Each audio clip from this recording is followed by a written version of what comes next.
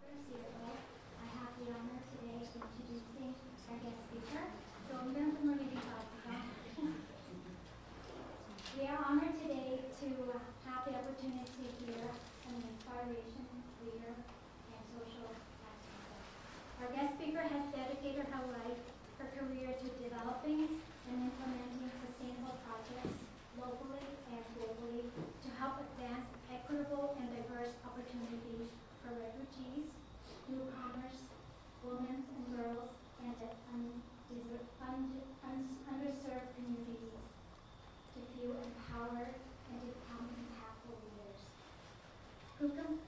Farkhunda Muhtaj is the co-founder of the a non-profit organization that uses sport to help ease the settlement journey of refugees and newcomers to Canada. The Directors of Culture and Conscience at the Respect Sport, the humanitarian ambassador for Penny, Appeal Canada, and the UHCN Netherlands, and sits on the board of League One Ontario Soccer Social Committee. Drawing to our attention, please welcome our guest speaker,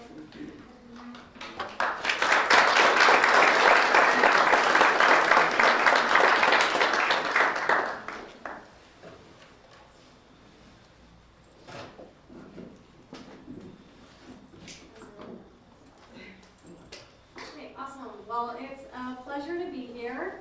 Before I actually start speaking, we're going to watch a documentary. It's about 25 minutes, and it will set the tone for what I will be speaking today. So I hope you enjoy.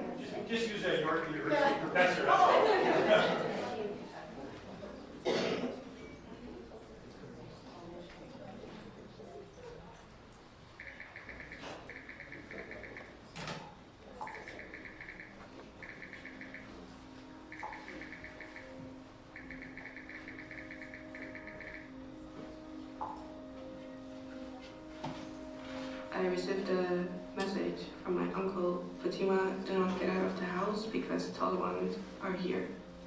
And I thought it was a joke. I never thought that Taliban would take over the country so easily. Breaking news where the Taliban is quickly sweeping across Afghanistan and is now effectively taking control of the capital, Kabul. Tensions are rising on the ground as residents face the reality of Taliban rule. تلفزيون خبر شنو كي دكتورة تيميلي لنا تهديد كذا ودنبولشون هست. و یک شایعاتی دیگه هم بود که مثلا ما یعنی سوشیال مدیا را تعقیب گرفتن و هیچ کس نمیتونست یعنی با کسی که خیلی ضرورت داره مسیجش خیلی مهم را بدن.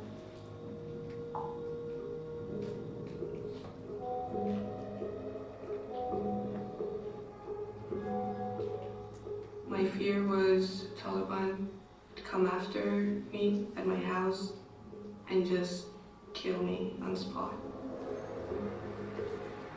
Concerns are mounting as reports emerge of restrictions and potential rollbacks on women's rights.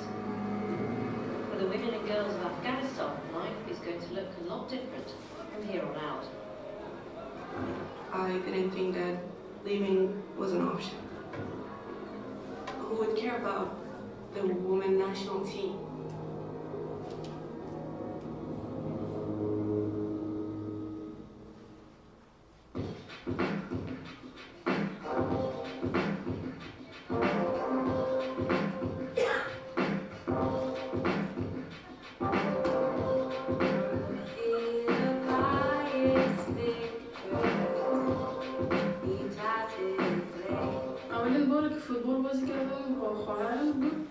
در پشت حولی داشتیم اونجا همیشه بازی میکردیم. بزرگترین آرزویم است یک دختر فوتبالیست، یک دختر هدفمند. به هیچ چیزی فکر نمیکنم، فقط هم فوتبال رو بازی میکنیم. یعنی آرزوی من بود که در تیم جوانان شرکت کنم و خیلی کوشش کردم تا به هدف خود برسم و رسیدم. یعنی افتخار به خودم بود و به فامیلم بود. نخورین. I love to play football, and more importantly, I love representing my country in a way that other people wouldn't think of, because they show the other side of Afghanistan, which is mostly war and injustices. People don't get to see the beautiful part, which is us playing sports. مثلا فکر کنم اونجا بریم بعد همین اتفاقا وایسادی و صورت ملی پخش میشه برای کشورتون میارن بعد از صورت ملی پخش میشه. من خیلی دوست دارم دقیقا. ایوان. بس داریم اون انداز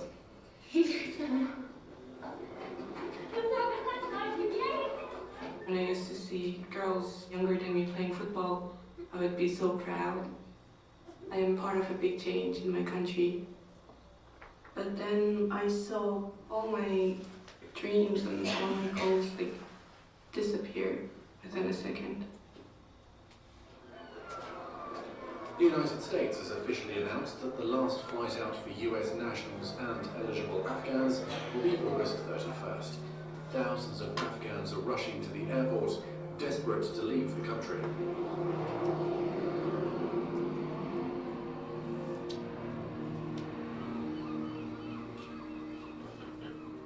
سلام فرخنده جان، در دفتر معامله شده و امی تیم نوجوانای دخترها که هستن زیر خطر هستن. ما از این کسایی که خود در خارج زندگی میکنن از امیا میخوایم که اینمی 25 عضو تیم ملی در امرای خانوادهشان به خارج ببرن. I was in shock. I knew I had to act immediately, but I had no clue what to do or how to do it.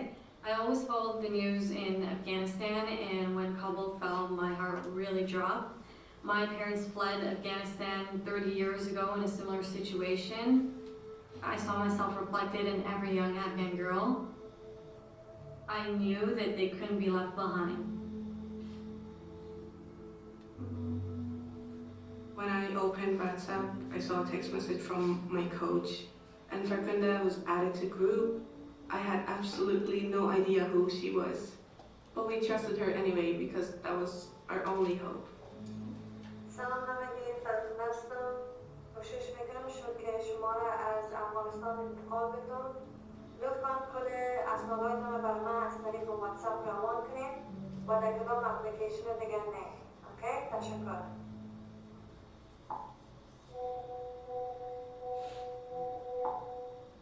My life depended on my phone and my privacy. The stakes were extremely high for secure communication. If something was intercepted, whether it be their passports or IDs, not only would the mission be jeopardized, but everyone's life would be at risk.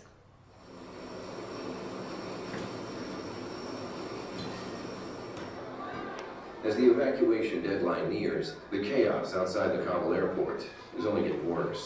The Taliban firing into crowds as desperate Afghans rush the gates in hopes of getting on one of the last few departing flights. I was finally connected to intelligence officers. I was able to discuss how they were at high risk and why they needed to be evacuated immediately, and they were willing to support me. The escape plan was to get the families to a high school in Kabul. From there, they were supposed to be sent to a military base and airlifted into the Kabul airport. سلام دختران، فراموش نکنیم که فقط شما و الا 3 اعضای فامیل دیگه‌تون همراهتون میتونه سفر کنه. بکسایتان آماده باشه، همراه نان و آب. و انشالله بخیر کوشش میکنیم که به زودی بریم. It was hope for me and my family to move to somewhere safer. That kind of gave me the push to move on. مدار داشتم خیلی یعنی خیلی ارزش داشتم مدار آدم یعنی بود و باید که داخلش کم داشتم ولی باسام که بود خیلی سنگین میشد یعنی نمیشد که مثلا با او بدوی او را مادم از اون منصرف شدم رفتم به طرف لباسات دیدم خیلی لحظه سختی بود و وقت رفتن از دکتر این موقعیت لطفاً به زودی خود برسانید لایسنس پلیت مدر تمام برای روان کنید. تشکر. I planned my life in my country, and when I found out that this is time for me to leave, I couldn't believe it. خودم طرف بزرگ خود رفتم و بغلش کردم خیلی گریان کرد گفت من خیلی نمیخوایم که شما رقمی ببینم میرم. I left my house. I didn't even take a second to look, to remember what was things like, and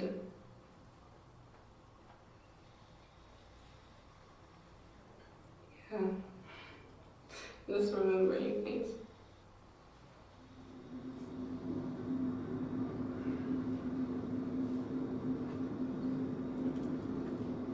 We rented a taxi, and the car ride was so scary.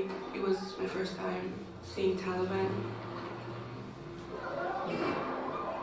Everything was so chaotic. There were gunshots and people screaming. That was the moment that I realized that this is not my home. Like, this is not the place that I used to know.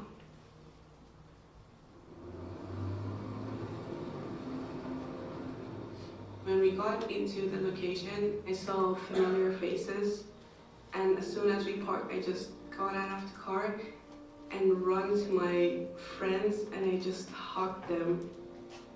I never hugged with so much emotions. We knew that we have each other, and we can get through this with each other. Pictures speaking to like 15, 16-year-old girls, they're the ones that are kind of pushing their parents to get out of the country through a person that they don't know very well. They trusted me blindly, which is not easy to do. Although it was a very big operation and there were so many individuals and groups behind this, ultimately the girls saw me. I was the main point of contact. I was the one communicating with them, and they thought that all the plans were simply coming from me. So if anything went wrong, it was Farkhunda's fault. And I could never really forgive myself for someone's life being in danger or dying, because that could have very much been a possibility.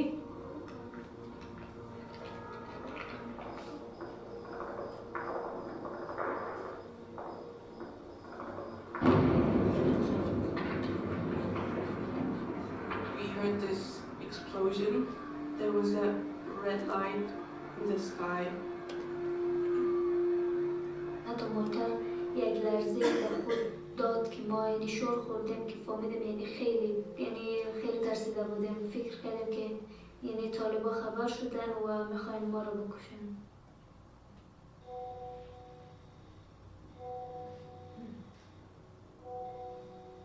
I thought that that was it, and I was like, did I take that risk for nothing?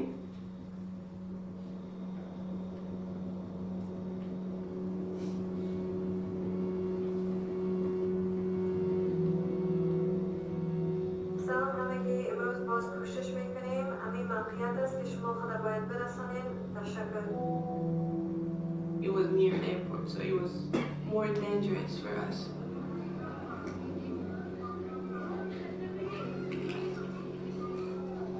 فعلا ما در میدانی پلوی تاکتیل هستیم.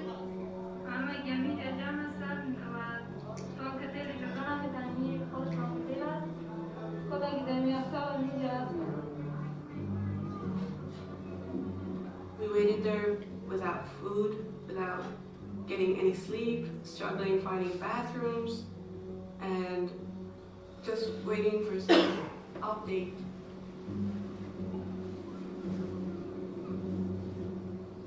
I would keep asking the intelligence officers, like, what's the next move? How do we get the girls out? But they would tell me, don't worry, everything will be fine. Someone will come pick them up. We kind of had an eye on the airport, and every 10 minutes there was a plane taking off. ما فقط في الطيارة بس أنا كده كنت متخيل إنه بجد ما ماشي. شو ما نسيت داخل الطيارة. Every minute that passes by, like the hope is just kind of disappearing. نورنا میخوره بخدا میگو میخوره. اصلا دخترها اونجا یه همه دیگه چهره‌هاشون آشفته پریشان. هر دقیقه هر ثانیه جای ما در خطر است.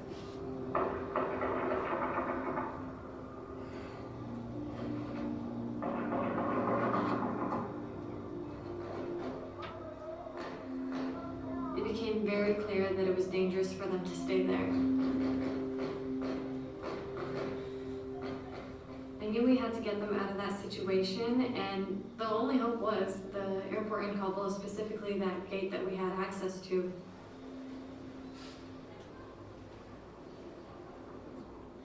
سلام همگی، یک دروازه است در پشت سر میدان. لطفاً اونجا خدا برسانید به خاطر از او دروازه بخیر. ابراهیم از کشور. When we got the last location, it was a secret gate, so it wasn't on the map. It wasn't somewhere that like people knew about it, and you would just guess which road should I take. I had 3 or 4% of mobile charge, and I planned this percentage is for me to check the location for the last time. This percentage for me to say where am I at this moment, just to give an update to everyone. And the last percentage is for me to call that person who got there and tell her just talk. What does the place look like exactly? Just say as fast as you can.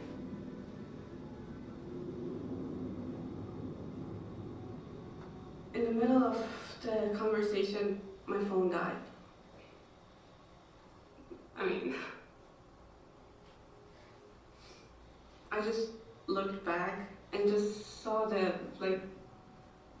exhausted and the drained faces in my family. And I said, okay, let's just go home.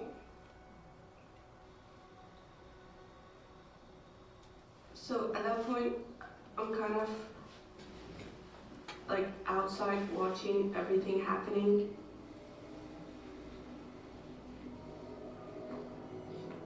And I think of my home, the building and the backyard where I used to play football. And I feel sort of peace.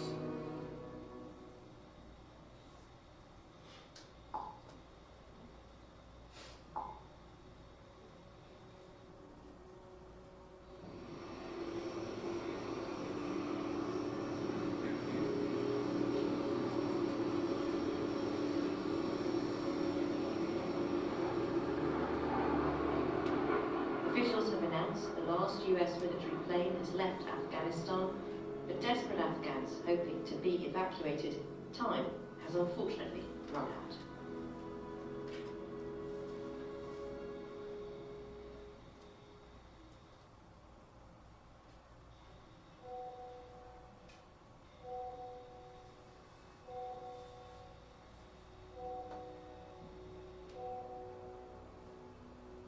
Everything that happened, the group chat was still there. The teammates, the friends, they were still there. چون تنها من نبودم که در خطر بودیم، یعنی دخترای خیلی زیاد بود که ما در یکدیگه ما حمایت میکردیم و برای یکدیگه ما میگفتیم بخیر همه چیز شروع میشه. فکر میکنم همه چیزی کل دخترها فراموش شده. گروپ چت مثل یک شمع بود، تمام وجودشون، تمام امیدشون، تمام چیز داراییشون، تمام چیزی که دارن با خود همون است.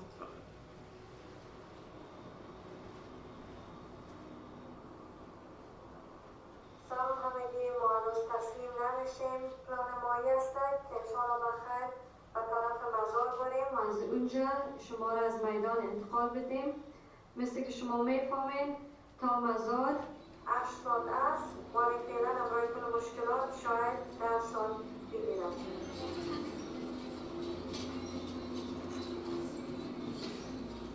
I personally knew that if we don't get them out now, the situation will not allow us to get them out months from now either. In the heat of the moment, people cared, but afterwards they could care less, and we just see them as a group of people. We see them as Afghans, but each Afghan has their own story.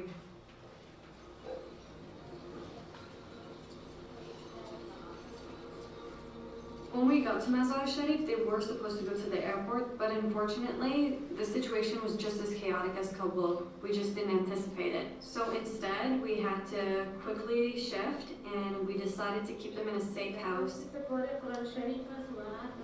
The safe house was similar to a banquet hall. Now they're finally not chasing around on the roads, and they have time to rest and recover.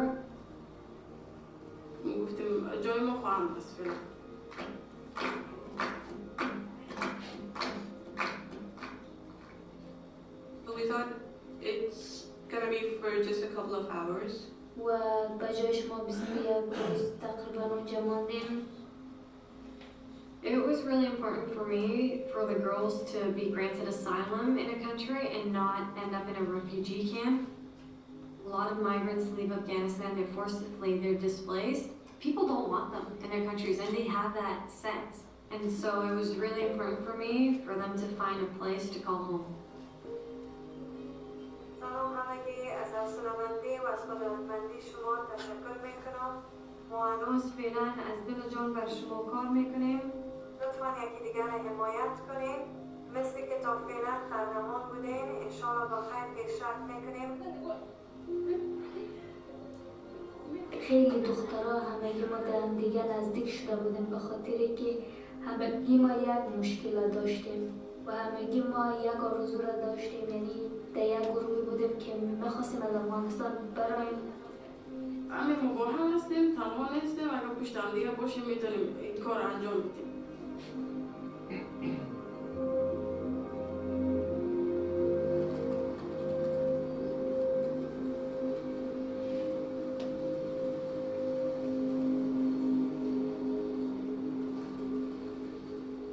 سلام همگی، تیاری ما آماده است. بیرون هتل باس منتظر شما است. لطفاً به زودی خود برسانید که باید براییم. And we checked our WhatsApp and we saw the Farkhunda told us that the bus is there and you need to get your stuff.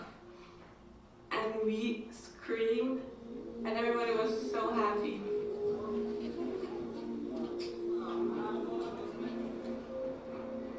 And I'm so scared because the security is checking my bag and I have my national team jersey.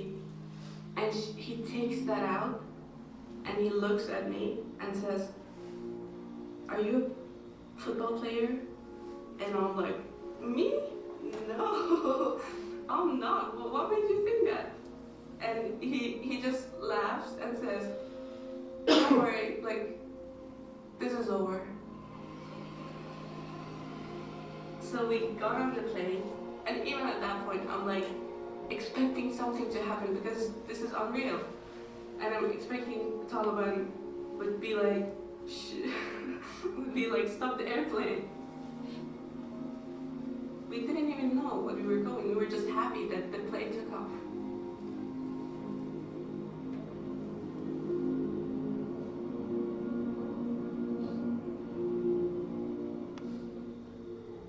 من خیلی ناراحت بودم، گریان کردم به خاطر از اینکه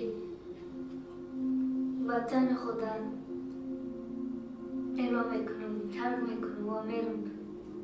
چیزی را که ساخته بودم و آرزوهایی که داشتم به خاک یکسان شد و خیلی سخت بود.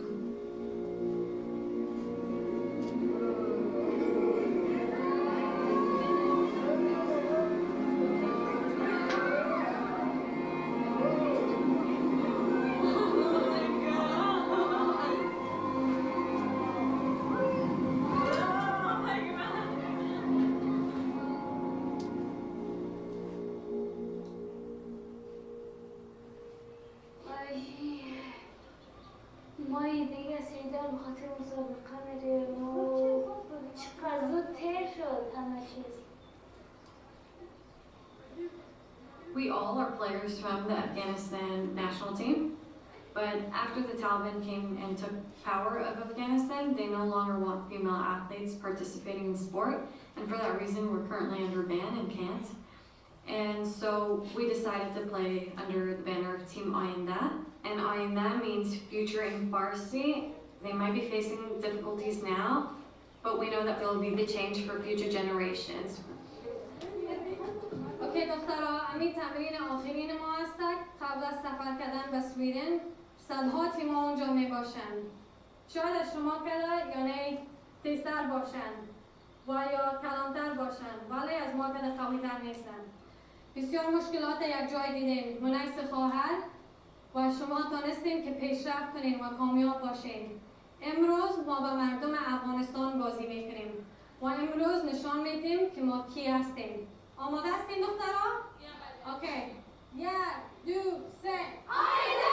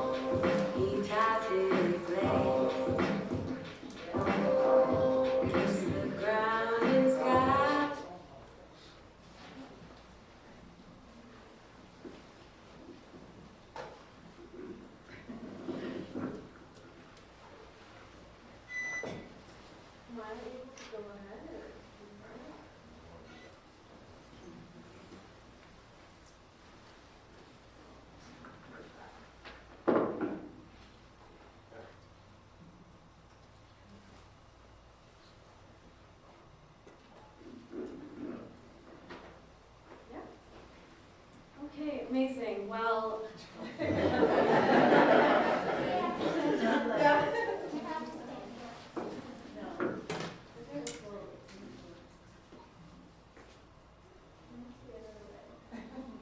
I'm not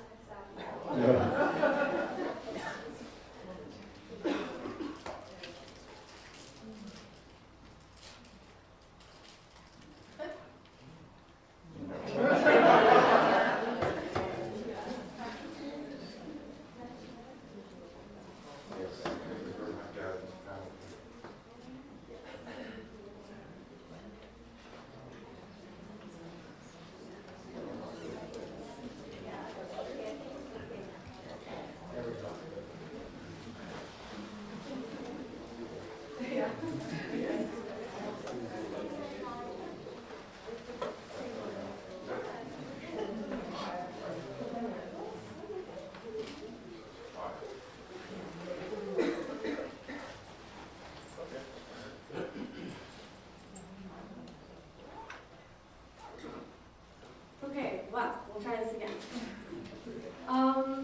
It's such a pleasure to be here. I've grown up in the Ontario soccer system, had a very pleasant upbringing through playing for Wexford Soccer Club and Vaughan Missouri in League One Ontario. And also, I'm very happy to return to my alma mater, York University, so it's the best of both today. I hope you felt moved after watching that documentary.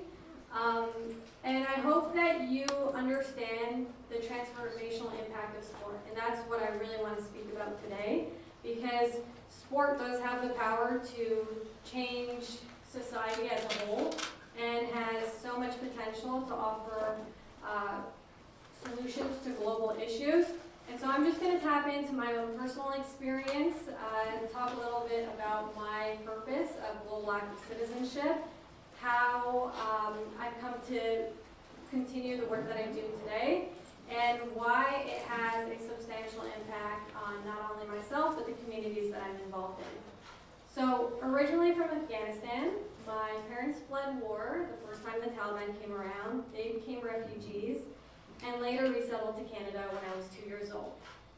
And so I grew up extremely blessed for the resources and supports that I had, because I knew that many people around the world, not only in Afghanistan, did not have access to the same supports that I did. And I wanted to maximize that and become the best version of myself, so ultimately I can give back in a substantial way. And so growing up, I was exposed to many social injustices, and that was particularly through the news, being able to see humanitarian issues, wars, so many social injustices that actually provided more questions than answers for myself.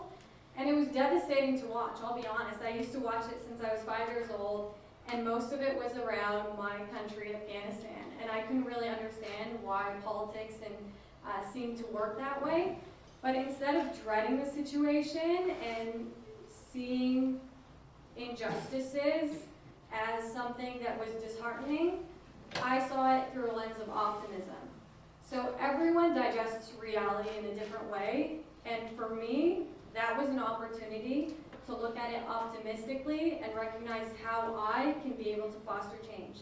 And the way I was able to foster change meant that I had to fully understand my intersecting identities so that I can actually understand how I can support. And so as an African Canadian, I made sure that I was extremely busy from a young age, understanding who I was and investing time in my academics and athletics, because my goal was global active citizenship. For those of you who don't know, global active citizenship is understanding that global issues require global solutions beyond geographical boundaries. So regardless where you are in the world, you understand that we all have a commitment toward humanity, and we all can be a part of that change, and we all have a responsibility, quite frankly, regardless of where we are, because we know that if one injustice affects our community today, who's to say that it won't affect another community another day? And so, as I was going along on my purpose of global active citizenship, I knew that athletics was going to be a conduit to social justice. And so I was involved, going to public school 8:30 to 3:30 every single day, was involved in every single extracurricular activity possible, you name it. And then I also attended mosque classes Monday to Friday as well to learn more about my faith, because as you can imagine, there was a lot of stigma associated and stereotypes associated to my faith, and I wanted to be able to fully understand it so that I could not only defend it, but also share the positive image that it really was. And then also I was involved in Ontario soccer since I was young. Again, Wexford Soccer Club originally when I was in Scarborough, and then afterwards with the great Carmen Isacco at Wanazuri, playing legal in Ontario, which I had a very pleasant time with. And so as I was doing that, I was also going to Persian school. So you noticed I was speaking Persian there, know how to read and write it. And when you're a kid, you kind of tell your parents, like, what use is this? I'm in Canada. Well, guess what? Full swing. It was very useful. And the English, we didn't type in English at all. It was mostly in Persian, but for your sake, it was up in English. But as I was doing that, and also supporting in soup kitchens, welfare centers, and giving back to the community as well, I then embarked my post-secondary education at York University. So I got recruited to play for Carmen Isacco again. And I was studying kinesiology and health sciences at the time. And I also started representing the Afghanistan women's national team in 2016. So that was a huge honor for me to be able to represent my nation. And as I was doing that, growing up, sport was more than just recreation. But now, as I was studying kin and involved in these high-level, high-performance sport, I saw that, beyond the biological and physiological aspect of sport, the geopolitical and socioeconomic impact of sport was just as important.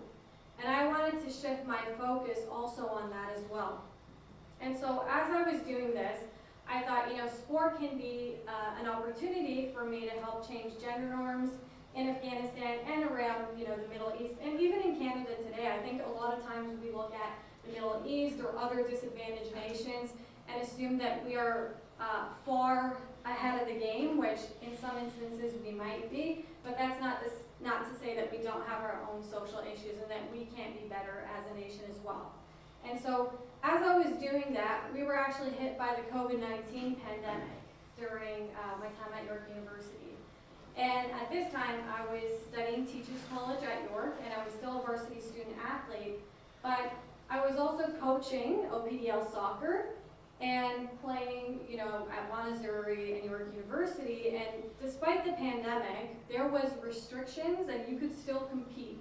So you could still train, you could still have soccer operations and activities, but one group that was heavily, disproportionately affected was the newcomer community, the underserved communities, and they didn't have these outlets, and their mental health was deteriorating just as much as any of us were, but they didn't have somewhere to go to where they can let that steam off.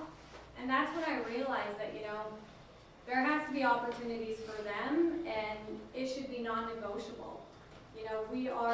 I think a lot of us are privileged because we're here, but not everyone is, and understanding that. So that's when I co-founded Scarborough Simbas, and that's, I don't live in Scarborough anymore, but of course has a significant impact in my life because I grew up there. And so I created Scarborough Simbas, where we help ease, it's a nonprofit organization, where we help ease the settlement journey of refugees and newcomers to Canada. So it's completely free programming. We offer recreational support. Again, it's structured by top athletes in the OUA, in League One Ontario, in the CPL. So it's not like we treat them as second-class citizens. Give them just as much opportunity. Offer free programming when it comes to gear, meals, tutoring support, educational support. So it's a very holistic program. And so I was doing that as well, and then in 2021, I graduated from York University's Teachers College program, and I took on a role of assistant coach with, again, Carmen Isacco, for York University's women's soccer team. I was directing my nonprofit organization, and I was also heading into my first teaching contract in 2021, when unfortunately things took a very interesting turn, which is what you saw up on the screen. So I was the captain of the Afghanistan women's national team up until the Taliban took over, so currently there is none, as you are aware. And during the summer of 2021, there was a lot of turmoil in Afghanistan. The U.S. was chaotically withdrawing from Afghanistan, the Taliban was taking over the nation, and our own president at the time fled. So you can imagine how miserable the situation would have been in Afghanistan. And at the same time, we were preparing for the Asian Cup qualifiers. So this was August that you just saw. In September, we were supposed to compete in that for the first time ever. And as we're doing that, the conversations went from preparing to, can you help evacuate the Afghan youth national team? And I had no clue what to do, I'll be honest. I mean, I support refugees and newcomers, but I'm not a diplomat. I don't work for the Canadian government, and I am just a 23-year-old at the time. I graduated from university. And teachers always say, educators or coaches, like, when you graduate from university, you are going to be welcome to the real world. Well, I didn't think that the real world would hit you so hard like that. But anyways, I vowed that regardless of what would have happened, I was going to take a step and figure out a solution. if there's anything about Afghans, you know that we are very determined individuals, and I think newcomers in general, they always want to find a solution because they've been denied so many times, or their, you know, parents have been denied. They want to make sure that the future of others is vibrant. And so as I was doing that, let's just say it wasn't easy. And I finally was able to get connected to intelligence officers in the White House. And I explained to them, I sat on a Zoom meeting with them, explained to them the sensitivity, as if they weren't aware already, but they were willing to support me. But they made it clear that this is your mission, and you have to evacuate them. We're here to support you. And so we tried dozens of times and failed dozens of times every day. That was a very simplistic form of it. And just to give you some context, there was no flights coming in and out of Afghanistan. So there's the U.S. charter flights up until August 31st.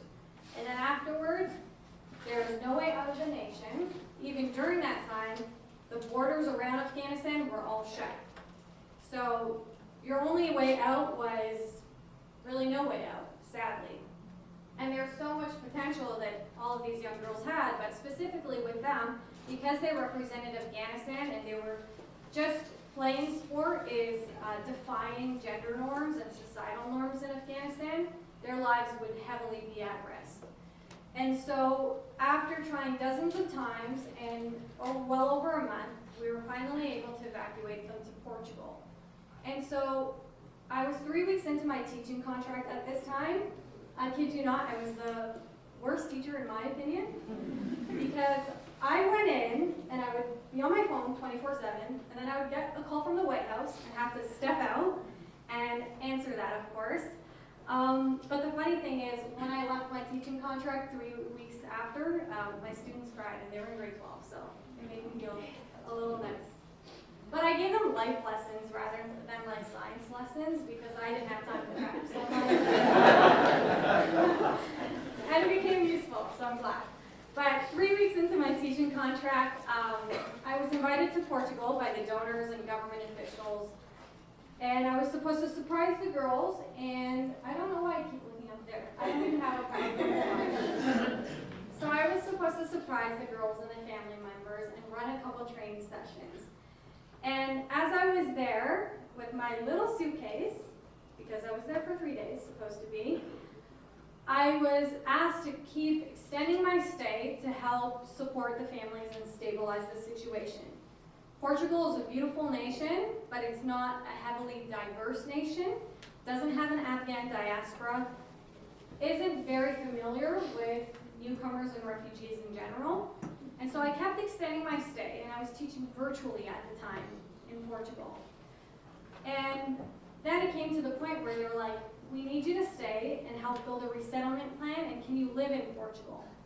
So that's when I said goodbye to permanent satchel. And all the other commitments that I had. I took a temporary pause and decided to live in Portugal, help build a resettlement plan with global organizations, government officials, and support them from housing, education, athletics, coaching them as well, and offering that cultural support. Because as we know, refugees and newcomers, the way we want to treat them is the way they want to be treated, right? Not the way we think they should be treated. So everyone has, you have to be aware of cultural norms and understanding of the situation that they're coming from and the trauma that they've went through and the mental health support that they require. And if someone is not relatable, then unfortunately that support isn't really going to resonate. And so I ended up living there. It wasn't easy with my small suitcase, especially for a girl. But in 2022, I returned back home, early 2022, and I had left my teaching contract at the time. Obviously, I was still heavily involved in sport in Canada. But that's when I understood really understood the transformational power of sport and the influence that I had on the lives of so many young girls that never had the opportunity to play, and also how inspired they felt. So there was never an Afghan national team player that played professional for the women's side. And they almost disbelieved that that was possible, and I wanted to prove to them that it was very much possible for any of us.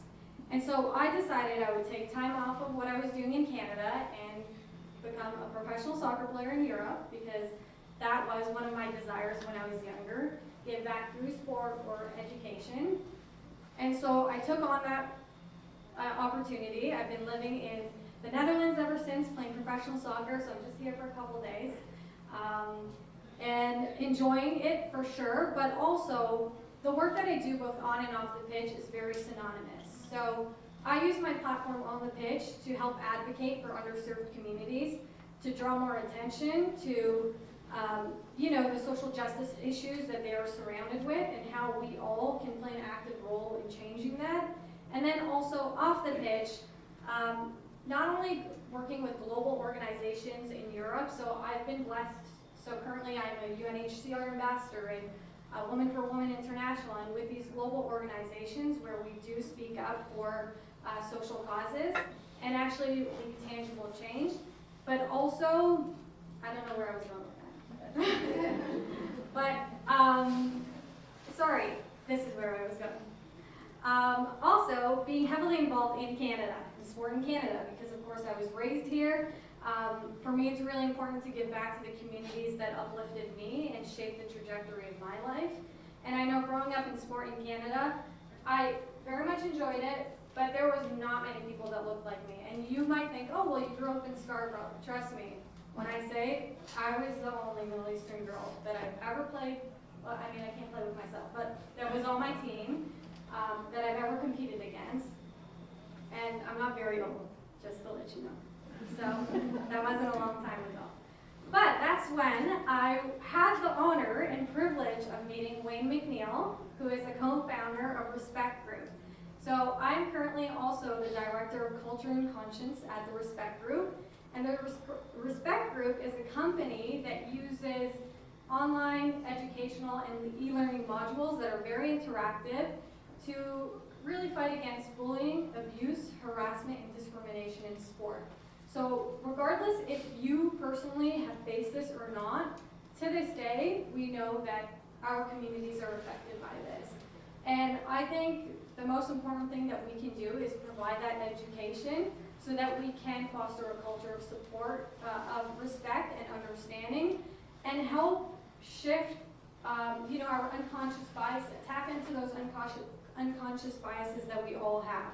And so we are actually offering, I should move on to that, yes. We are offering free access to Keeping Girls in Sport, which is very important to the Canadian landscape of sport, but to us all, to stay involved in sport, but really the method and strategy in which we can do that, and also respect and support for parents.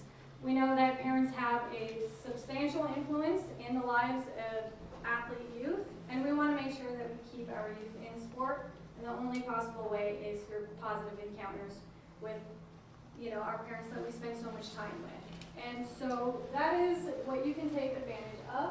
And if there's anything that I want to leave you with today is 3 things. Never underestimate your impact. You will never understand the potential you have and the capacity that you do have to support your communities. It's just one leap of faith and taking action. The only difference between our dreams and desires and actually fulfilling them is that actionable steps that it takes to get there. And a lot of times we start mapping out things and we think of like this very difficult way of achieving that. But once you manifest that you can do something good with the skills that you have, I believe that you will be able to achieve it. The next thing I want you to recognize is global active citizenship is a responsibility of us all. So regardless of what's happening within Canada, of course we want to make sure that we are heavily supporting our own nation first and providing that support that it does desire and making the Canadian landscape one that is genuinely inclusive to everyone and so that we can all benefit from.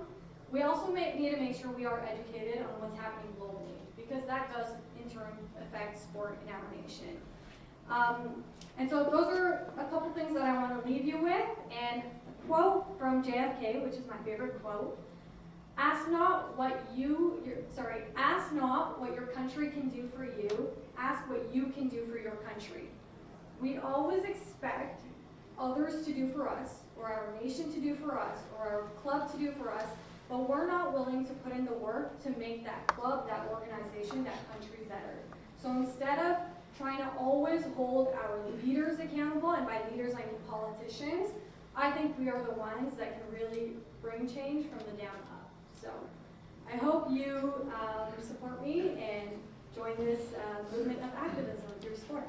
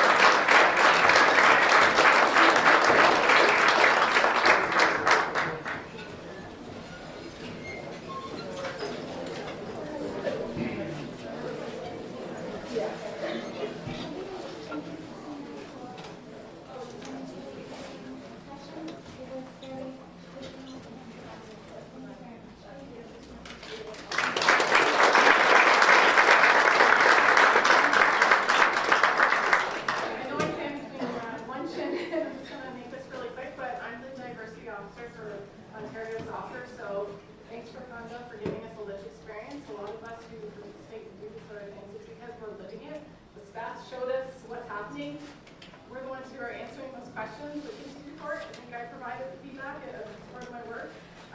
That's something that we all want to be involved in to create change. So tomorrow we have a session, Aparna, Mishra, and I, and we're going to be talking about TEI and what has happened so far in Ontario soccer. Our journey has really started since 2020, 2019 even, and we're going to highlight some of the things that we've done and how you guys can move forward to be part of the change for